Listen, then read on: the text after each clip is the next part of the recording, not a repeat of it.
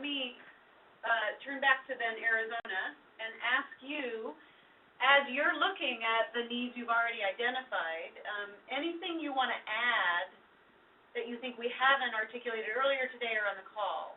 Because what we need to move into is saying, what's your priority going to, what's your next steps? What kind of actions are you going to prioritize? Any needs that we haven't talked about yet that you want to make sure are on the table? Well, that little piece of paper up there that says workload,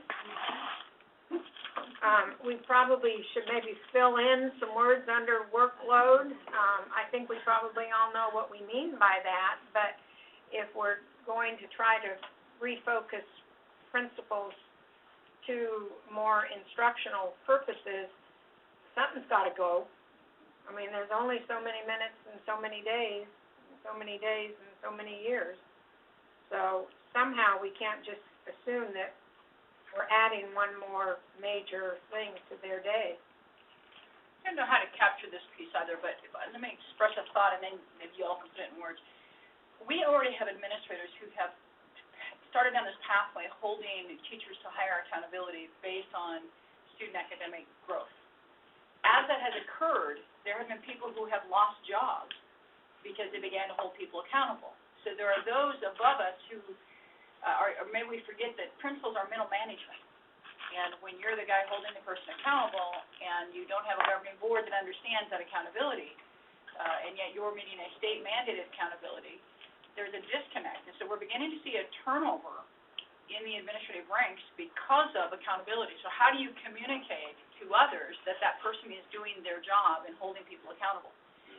We're beginning to see that occur, that specifically principals lose their job tied to holding teachers accountable for student academic achievement. Doing what we've asked them to do, and then it comes back to haunt them because there are teachers in the profession who are not doing a good job with student achievement. So when you create that accountability in that standard and that academic achievement role, you begin to get that backlash moment. So is it a lack of communication to the governing boards, to the public, of that new role of the principal, because I see those pieces up there, or is it simply we're going to see a higher turnover, an unintended consequence of a higher accountability as we go? You're saying that when this happens in these kind of scenarios, a principal is under so much scrutiny and negative reception from the board, that's why they lose their jobs? Well, you begin to remove people from, you begin to hold a teacher accountable for academic achievement and put the pressure on teachers. There becomes a negative backlash against the principal for that accountability, and then those who govern cave under that, and the easier removal is remove the principal, let the teacher stay. And we're beginning to see that occur, and so that's one of those difficulties. We can change the model, create the new instructional principle, but the unintended consequence sometimes is you've asked me to do a higher level of accountability with people without any support once I do it. So the people who are remaining, in essence, are the ones that are not performing the way we would really like them to perform, and the ones that are performing the way we expected, the principals, by saying hold people to these higher levels, they're the ones that have the negative consequences themselves. In some cases, that's occurring already, and my concern is then what you're going to end up with is another widget effect. Mm-hmm. So you got a new model, but you still are going to get the same results, which is we're going to change that test score or that reading of it in order not to put my job on the line. I would just piggyback on that. I think that, and I've said this on a number of occasions, that the biggest threat to education reform is the environment we're creating for educators, specifically administrators. That, sort of obviously related to the workload question, we're creating positions that people can't fulfill. They can't work 27 hours a day. And so those who are sitting in those positions, and certainly coupled with the pressure you talk about, find that position untenable to stay in for very long. And simultaneously, we've created such a position that no one new wants to go into those positions.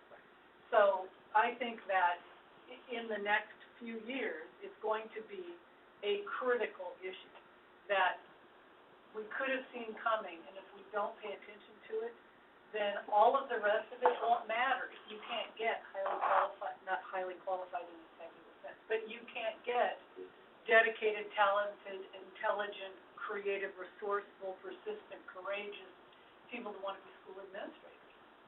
And so I think this issue of workload isn't just, gosh, I have a more complex job than I'm used to.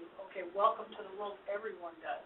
But I think it is critical to the survival of all the other education reforms. And if we don't to manage that and to make the principalship a position that someone wants to hold for more than a year, we're in critical condition. Well stated. Yes, and well stated, Jennifer, thank you. And I just want to add on to what Denise said, because when we got back from Baltimore, we had this discussion regarding zooming in and making the focus on strengthening support for principals. But that support has to include the district office, district level office, their governing boards, et cetera. So the empowerment comes with knowing that those who oversee them are going to allow them to hold people accountable. Allow them to take risks and back them. And that means the governing board has to support the superintendent, who supports the principals. Right. It's a domino effect.